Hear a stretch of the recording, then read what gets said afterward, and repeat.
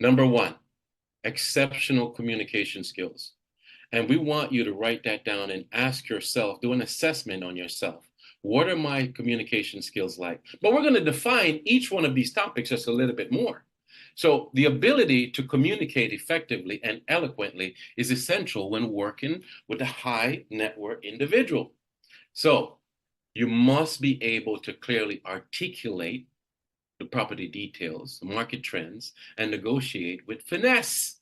Linda, so many years I've seen the listings. I mean, you've gotten like $5 million, $14 million, and like these are big, big numbers.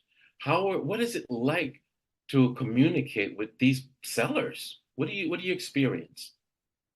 I mean, you're definitely dealing with a different kind of person because these people obviously they have money because they're successful, they're intelligent, they do their homework, they tend to think they know everything. So you deal with a lot of that. So you really have to be sharp and you really have to know your facts. You have to know the market trends. You have to know the area, all the information that they would want to know from you.